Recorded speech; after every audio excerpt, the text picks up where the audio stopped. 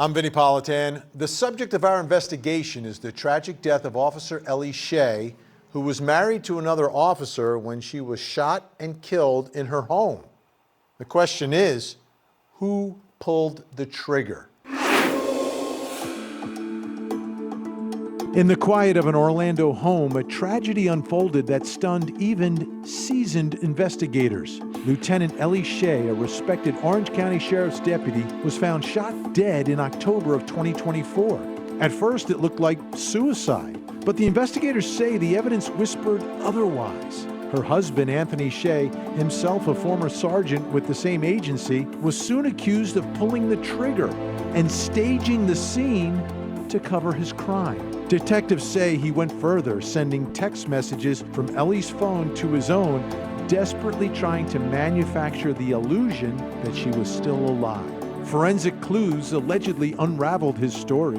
DNA on the weapon, crime scene inconsistencies, and most chilling, a 54-minute audio file on Ellie's phone, allegedly recorded after her death. Now Anthony Shea is getting ready to face a jury as he goes to trial for murder.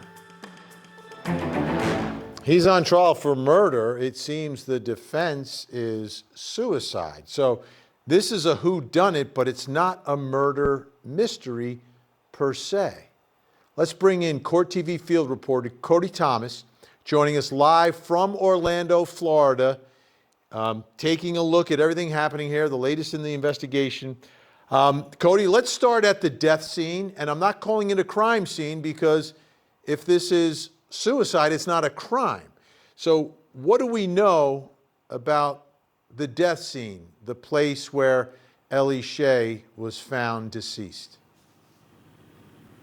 Well, of course, Vinny, it was at the Shea's residence here in Orlando, about 20 to 25 minutes from where I'm standing right here at the Orange County Sheriff's Office. Now, Vinny, this death scene, it was not your typical death scene in the sense that it was chaotic. There was a lot going on. You know, police are trying to deduce whether this was a suicide or a homicide. It was bloody, it was gruesome, and in fact, in one of the body cams, you see Anthony Shea administering CPR to his dying wife, Ellie, on the floor. And we do know that her body was found on the bed, but it was moved to the floor. And of course, I mentioned him delivering that CPR, Vinny. We do have a clip that I want viewers to see, but I do want to warn them that it is pretty graphic. Let's take a look. Sheriff's office. Over here! Which way? Come on! Come on, shoot it! Oh, Ellie! Oh my God. Okay. Tell me to breathe. Okay, Shay. Okay, Tony. Here, Tony. No, FD's here. Come on. FD's here. Okay? So, Vinny, the scene looks like, a man desperately trying to save his dying wife. But the prosecution says that Anthony Shea premeditated, crafted this whole plan to intentionally kill Ellie and cover it up as this suicide. Now, at a recent bond hearing, the prosecution called a detective to the stand to outline Anthony Shea's story that he told police about what happened upon arriving home and what he says what happened when he found Ellie's body. Let's take a listen. Did you ask him where Ellie was when he first encountered her? Yes. Where did he describe encountering Miss Shea? She was on her side of the bed, which was the side closest to the window. She was on her back, but kind of to her side, and her head was on the headboard. Did he tell you what he did upon finding her? He pulled her to the floor and started CPR. Did you ask some follow-up questions about the firearm during this interview? Yes. And talk to the court about how the story that you got in the second interview was a bit different than the story you got in the first interview. So initially, Anthony Shea stated he did not touch the firearm. During the second interview, he stated that he moved the firearm in order to pull her off of the bed. And he said he tossed it on the bed somewhere, but didn't know where. Now, Vinny, that firearm they're mentioning is important because that is the alleged murder weapon according to the state. Now, they say both Ellie and Anthony Shea's DNA were found all over the gun because it was a family gun. But they also say this one little detail, that on the trigger, only Anthony Shea's DNA is found on the trigger. Again, both their DNA on the magazine at the top of the gun where you rack it, but on the trigger, only Anthony Shea's DNA, according to the state's evidence. Big potential fact there, Cody. You're talking about, you've got to squeeze the trigger. And if it's a suicide, you would expect her DNA to be there. All right, Cody Thomas is going to stick around throughout the hour. This all brings us to the first question in our investigation, what Cody just showed us and explained to us. What does this death scene reveal? What does it say? What does it, a lot of times experts come in and say that the scene speaks to them. What does it say? Let's bring in our special guest to help us answer this question. Former New York police officer, retired police lieutenant, and commanding officer of the Nassau County K-9 Unit, Mike Gould, is with us, and private investigator Jason Jensen. Welcome to you both. Great to have you here. I'll start with you, Mike. Let's talk about this death scene. We saw the video. He's doing CPR on his wife at the time. As we look at some of the pictures, we see a gun on the bed. We see one cell phone. There's a second cell phone on the bed, and we see lots of blood. What does this death scene reveal to you? So thanks, Vinny, for having me. So this is so early in this investigation, but the protocol was kind of followed, right? If you have somebody that you think shot themselves and is bleeding and you need to give CPR, you remove them from the bed, put them on the floor on a hard surface. So that's not anything that, regarding the conversation between whether he touched the gun or he didn't touch the gun, I mean, yeah, it might end up, and I'm being the devil's advocate here, but these are not really smoking gun. Oh, wow. So did he take the gun and throw it on the floor? Did he touch it in this moment of trauma on his part? So the crime scene thus far doesn't really speak to me. We're going to see that the prosecutor has his theory and the defense has theirs. And I think Mark O'Mara is going to spell out explainable or reasonable doubt on all of these different circumstances. Jason Jensen, when you see that death scene, what draws your interest? What do you think is significant, and what needs to be explained by either side? What I find most significant about it is it's clearly a death scene where a firearm is involved. So what you're going to want to look for is where the most likely source of the gunshot was managed, where there's blowback, where there's blood spatter. You're going to want to figure out if this occurred on the bed or if the victim, the decedent, fell onto the bed where they clearly had a mass blood loss. And then apparently you can tell by the secondary blood stain on the floor that the body was moved to the floor. So there had been some involvement, some activity where the decedent had been moved, which is consistent with what Anthony Shea is saying. The question is, who pulled the trigger, given the fact that forensic shows his DNA is on the trigger. That's the crux of the prosecutor's initial claims. Yeah. Mike, looking at, again, at the scene and the reaction to all this, I've covered so many trials through the years where the spouse who's accused does nothing, makes no attempt, and the scene is almost pristine. I remember one was Rabbi Fred Newlander found his wife bludgeoned to death and didn't touch her at all. This is the opposite of that. Which do you think, as an investigator, are you more suspicious of? A spouse who does nothing to keep the crime scene pristine, or someone who jumps in and attempts life-saving measures? Right. Well, considering he's a police officer, this is his natural instincts to do this. So, it's a little bit different than just a civilian walking in and seeing this horrendous blood and crime scene. or death scene, as you said. So at this point, I can go either way on this, Vinny. I really think that the circumstantial, I haven't seen anything that I say, oh, wow, to. The text messages, I think that, again, Mark O'Mara is a very powerful defense attorney in Florida. He's a little intimidating. And he is going to offer his alternative theory and have reasonable doubt. If you would ask me 10 years ago if it's likely that a woman would commit suicide with a gun, I would say it's unlikely. But in the last 5 or 10 years, that's risen by 40%. So women do, in fact, shoot themselves with guns in a suicide attempt. Yeah, and unfortunately, for men and women in law enforcement, it's a little too common, the ability to take your own life. Let's talk about the blood for a second, Jason. Because the body is moved, and there is CPR that's done, so the body is moved from the bed, which is where the gunshot presumably took place, is dragged. You see the drag mark on the bed and is placed down there.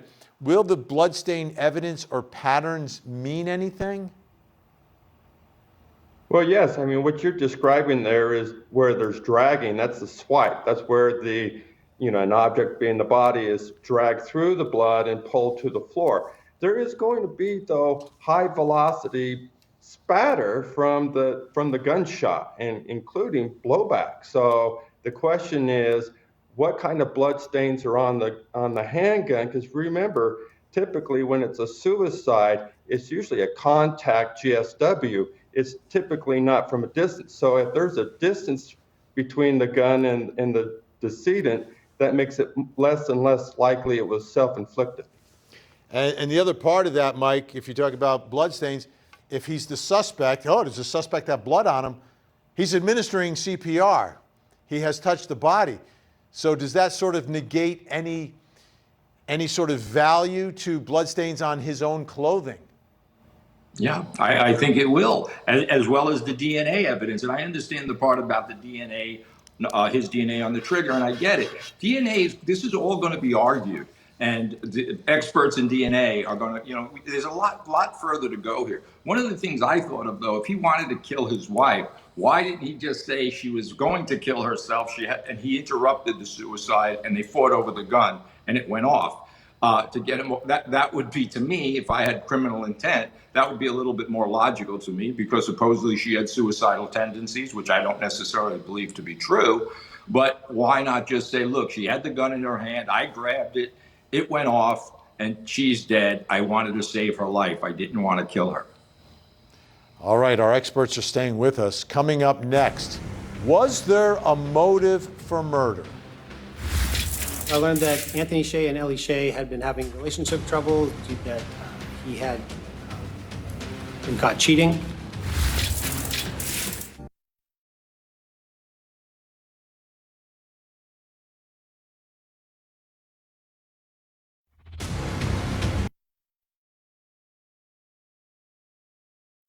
Like 2,000 milligrams now. You gotta be.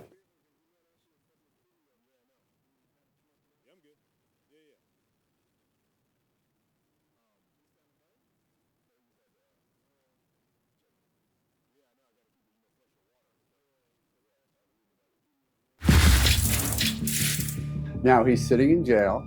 The surviving children, his two daughters, are now without him. Obviously, they're without their mom. Now they're without either parent. They're actually in a location with family members he doesn't want them to be with.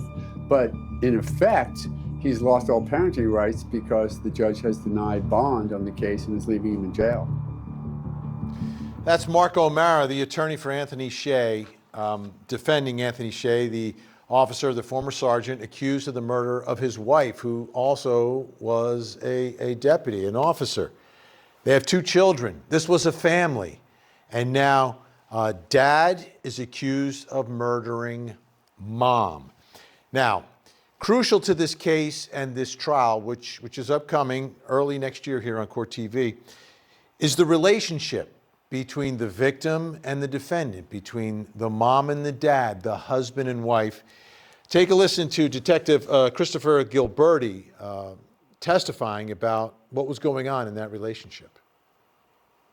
I learned that Anthony Shea and Ellie Shea had been having relationship trouble, that he had been caught cheating, and they were having a tough time with their relationship.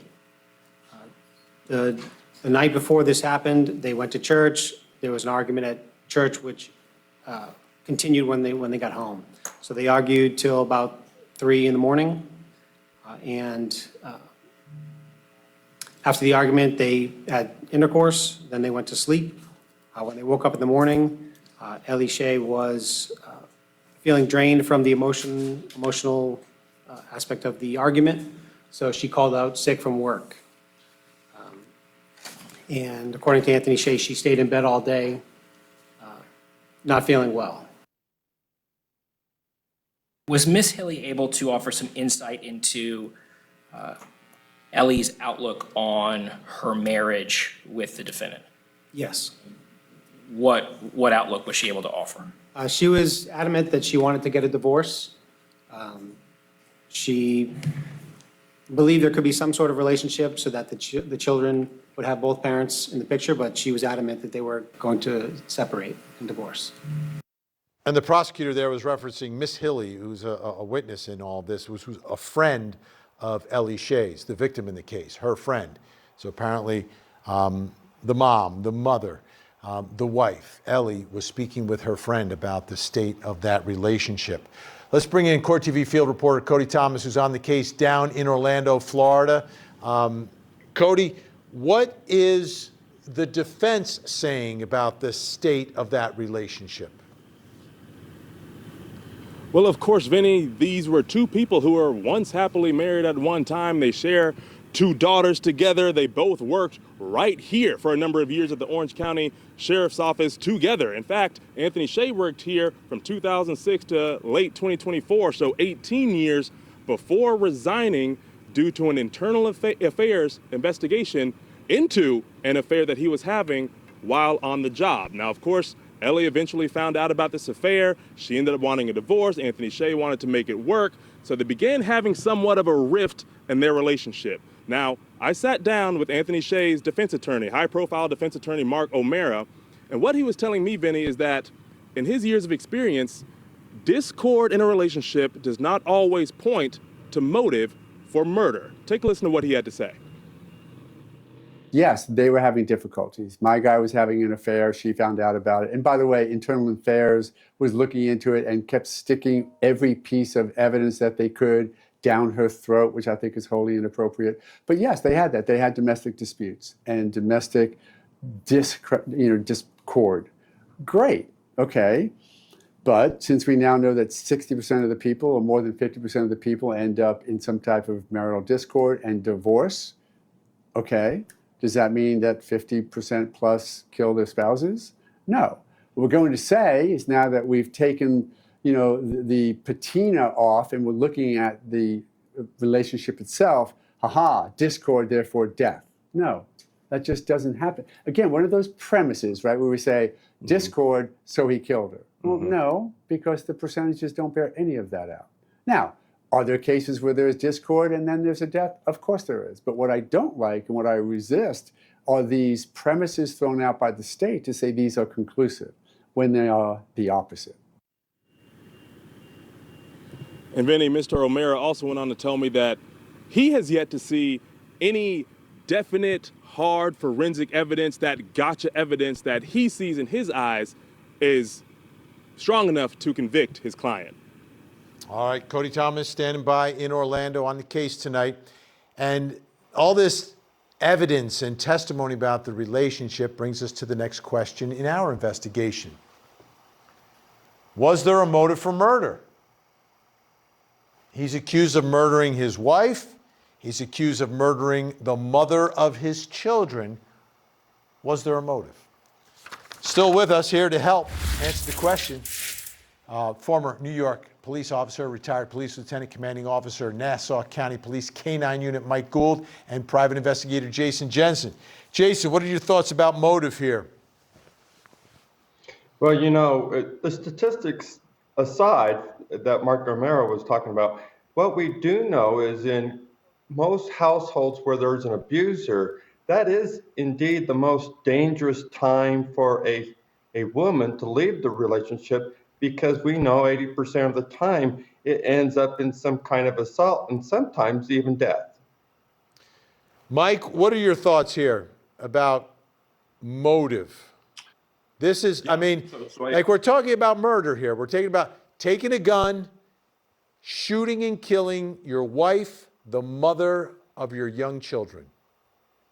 Yeah. So I agree with what Jason's saying. So very often there's underlying violence. She had an order of protection against him for violent threats of having her raped or something. That all came out in the bond hearing.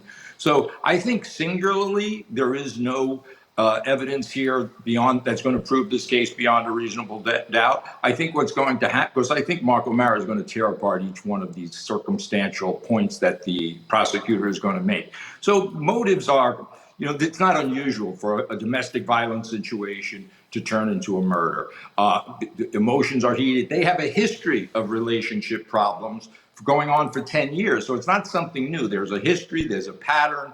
So, but these things, it's not a question of guilt or innocence. It's a question, can the prosecutor prove these beyond a reasonable doubt? I'm always confounded by relationships. I don't know why people just don't do what I do, get divorced when you're in an unhappy situation. So I don't know how it escalates to these things, but it's going to be interesting. It's early on in this investigation, and there's a long road ahead of us. All right, Jason, let me ask you. These are police officers, both. The affair is an internal affairs investigation. Makes things very tense because everyone's kind of close to one another. Does that, from your perspective, add to the level of intensity of the problems in this relationship? Yes, many times officers have egos, and his reputation's on the line. If there is an internal affairs that concludes against him, that can have long-lasting impacts against his pension, as well as reemployment elsewhere. All right, big thanks to Mike Gould, Jason Jensen. We appreciate your insight, expertise. Up next, what does the timeline tell us?